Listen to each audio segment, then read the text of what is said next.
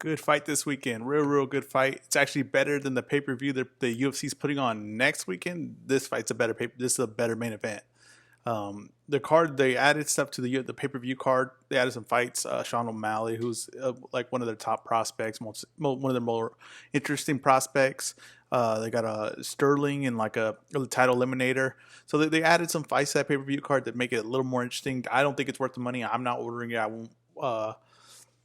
I won't be ordering that fight just because I don't feel like the main event. I feel like the main event's really just like a tune-up. I'll definitely be giving my opinion on that fight, and I have to do a little more research on the opponent. But for Mana Nunez, but right now let's talk about the fight this weekend, which I think is a hell of a fight. It's Tyron Woodley versus Gilbert Burns. Gilbert Burns is coming up. He's has some really highlight finishes. He has a lot of finishes where he hits a guy and he knows it's over and he kind of just puts his hands up. For me, for the UFC like fights like that, it's like him and Mark Hunt of guys I've seen do that where they can just hit a guy and they know it's done.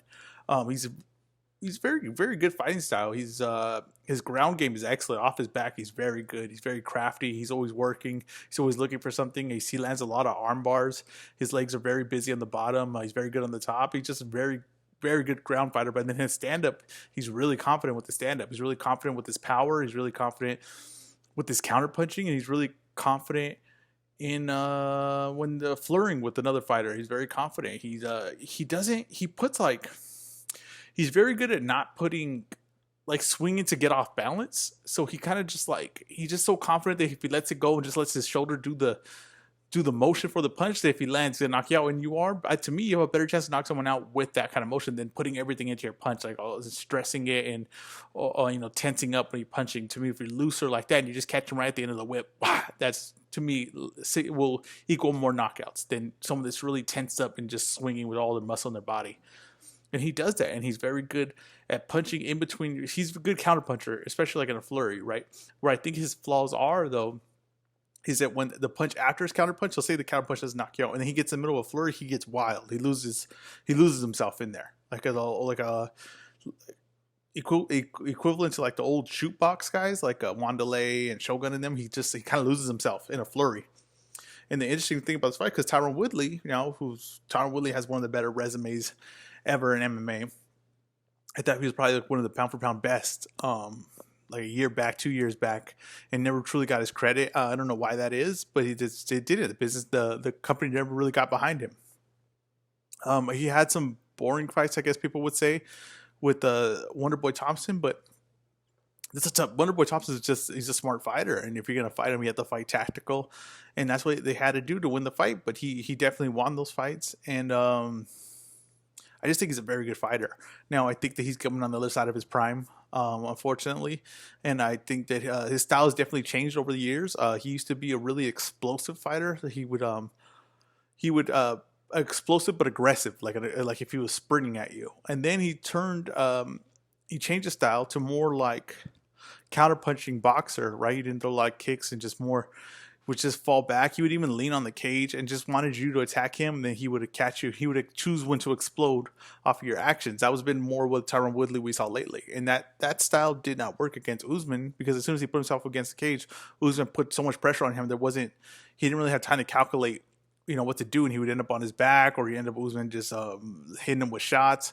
And that style didn't work. And what makes you think is that does Tyron Woodley try to go back to his original style, which is like a sprint, explodes at you, full power, or does he still stay back patient, which I think would benefit him in this fight, because he's going to have to wait. They're both fighters, right?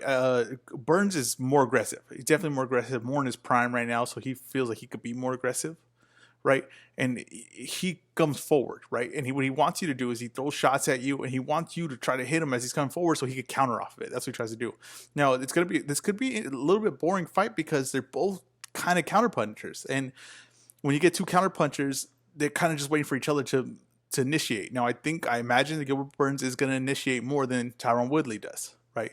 Now, what's going to happen is we're going to find out if Tyron Woodley will be effective, because I don't see Tyron Woodley truly winning a decision in this fight, because I don't think Tyron Woodley could take this guy to the ground, because I think that Gilbert Burns is so active. I don't think he'll want to be there. I don't think he'll want to be on the ground with Gilbert Burns, right?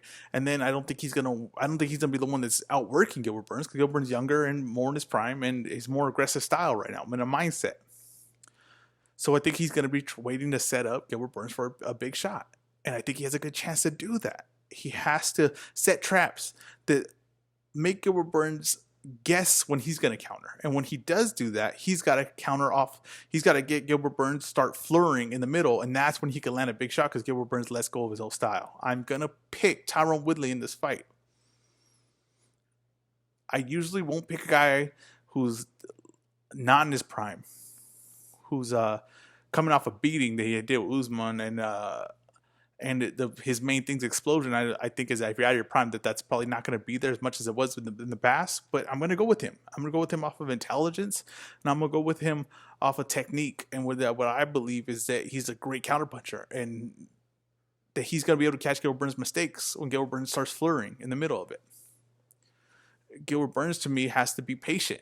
You counterpunch, but don't flurry. Don't lose yourself in the middle of these flurries. Be patient. You can win a decision here. Be aggressive, initiate the action, but don't explode. Don't go for broke. Not against Woodley. That's not a good idea. If you can take the fight to the ground, take the fight to the ground. Now, Woodley's a good wrestler. I don't know if he's going to be able to take him down. But if Woodley goes and initiates taking the ground, if I'm Gilbert Burns, I'm not too afraid to do that as an option. It's just so confident he is on the ground. Just be able to take the fight wherever. I think what Usman did is kept Woodley guessing. And if you could keep him guessing, I think that benefits you. I think that benefits him in this fight. I think that this is a good elimination fight in that division. I think if Gilbert Burns wins this fight, and he wins this fight really cleanly and effectively, I think he's next in shot after Masvidal for Usman. And let's say he knocks out Woodley quick, right? And then he'd probably be next in line. He could probably skip over Masvidal, because Masvidal, I don't know what they're doing with that Usman fight. Then Dana White announced that he has other plans for Masvidal, so I don't know where they're going with that. But Gilbert Burns is right there in line, so he can easily do this. Then let's say Tyron Woodley knocks out Gilbert Burns. He's right there. I don't know if they'll give him Usman right away. I think he's probably like 2 fights away from the title, but it'll be a huge win, and he'll show that he's right back in there, and he's one of the more talented guys. And the Usman fight could have been just like a blip, and we could see if he can make adjustments. So this is an interesting fight, really important fight in the UFC, and I'm excited to see it. Another thing that happened this past weekend was Conor McGregor released his pound for pound in MMA, and the list wasn't bad, honestly. I think the ones that caught people off guard was John Jones being so low. And if you listen to my podcast, you know that I don't have John Jones that high. Really on the pound for pound list, I think his resume is not that great. If you really look into it, the legends that he fought were all legends at that point, old men. The young guys that he fought are really that good, and it's been like that. His resume is not great. It's not the best one he has is Cormier, and Cormier. Whole thing now is that he had to cut so much weight to get there, so he wasn't fighting him at 100%, and he refuses to fight him at heavyweight, right? And he refuses to go to heavyweight. So to me, everything Conor said it's pretty accurate. I mean, John Jones has so many bad performances, and they just make excuses for him. If he can have a lackluster performance, and it's because he doesn't really care. You know what I mean? So if you have that, he's not judged on a fair level playing field as everybody else. So someone finally did it, and I thought it was fair. I think Khabib's right now. Khabib beats Justin Gaethje, and he beats Conor. He'd probably be number one, or he'll be in debate with number one with George St. Pierre. Anderson Silva has a stake to it, but I don't think probably Anderson Silva never committed to 205, which I thought he should have. He could have been the first guy to do that, win both titles and thing. I thought he had a real good shot at doing it at that point. It was like right before John Jones was getting in there. I thought he could have beat Rua. I just thought those fights were there for him, and he just never fully committed to them. And I think that kind of hurt his legacy over time, especially the losses late. But that's just old man. Like, he's just old then when he lost. Who else was on the list? Mighty Mouse, who was really good, and maybe not his fault. I mean, he could only fight who was there, but his resume wasn't great, and he never won up to fight Dillashaw, and didn't want to fight Dillashaw when Dillashaw came down in weight. I don't get why. The money wasn't there. I don't know, but he never did that. He never took those chances. Those chances hurt you over time, right? As we keep looking at it, that hurts you as your resume. It hurts your resume, and now we go and look at it, and if you never took those chances and never had those those opportunities were there and you never did it, we had to grade it against you, and that's what happened in this thing. Other news, in the fight, I mean, they're talking about a lot of speculation on Nate versus Conor now, and I don't know where this is coming from. I don't buy it, but I mean, it's coming from somewhere, so there has to be some kind of information, right? But they're saying Nate versus Conor. I don't see that. I still think Conor versus Gaethje is going to happen. I still believe that. I think, especially with everything going on in Khabib's life right now, especially with his dad's health, and it's just everything in the whole situation we're in right now. I just don't see him fighting for a while. Maybe not toward the end of this year. And I just think Conor Gaethje just makes a lot of sense, and I just think that's what's going to happen. I don't know what they're doing with Masvidal. I hope he fights Usman. Now Usman's saying he wants to fight Conor. That seems like, I mean, it's a smart move by him because I don't think Conor's going to take that fight right now. I don't think Conor should take that fight. He's too small for to even take it right now or ever. He's too small for that. But it's smart by Usman because he called out a guy that he knows it's not going to happen. If it did happen, he has big advantages against. It was a good move by him. It was a good move, smart. But him and Masvidal should happen. That's a great fight. Colby Covington's talking in the news, and I really don't care what Colby Covington has to say. I think he's a very good fighter. I really love the fight with him and Usman, but if he's got nothing lined up and he's just there to talk, I don't think he's that great of a trash talker, and I don't think that he's that interesting when he talks. So I don't really get tired of the act, and the act gets old if you ain't doing anything really. If you're not dominating, then it's a really tired act, and it's a tired act right now. He needs to get back in the winning circle, get a fight, dominate, show that you're still one of the top guys. I believe he is. I think he's a very good fighter. What else is going on in fight news? I don't know. Boxing needs to give me something. Right now, boxing is, I don't know what's going on. I don't know. I don't know why no one. They said that the fights are coming, but there's no news, no nothing. They need to come out big fights, and they need to. Someone needs to compete with the UFC here because now the UFC is coming out strong, right? They were back ordered on fights, right? They came out good lineups and everything. Next pay per view is not great. That Manny Nunes fight isn't great. It's not doing anything for her. It's a paycheck, I guess, but it's not doing anything for her career wise or me. I just don't see that pay per view selling. I don't see it. Right, I don't see it. They didn't put nothing on the card that really, really caught my eyes. It was good fights. I could have seen those on like a fight night. That would have been made more sense to me. But that's not a pay-per-view card, and I don't think it's worthy of a pay-per-view card like that.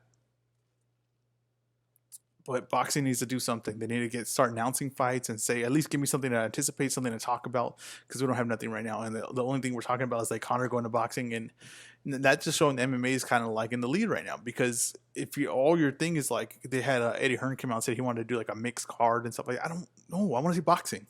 Give me boxing. That's your job. Do boxing. That's what you're meant to do. As far as right now, that's there's not a lot going on. It's slowing down a little bit. The MMA came out strong, but they need to start announcing more fights and getting better cards going now, because even the Tyron Woodley undercard is not great, but it's a fight night, so I'm not complaining. I'm not complaining about fight night. If he's giving you fights just on ESPN, I'm gonna take them. That's a great main event. So great main event, I'm happy with. But what other big fights are coming up? Boxing, who are they gonna get on schedule? Who's gonna be willing to fight with that crowd? That's what we're all waiting on. This has been The Weigh-In.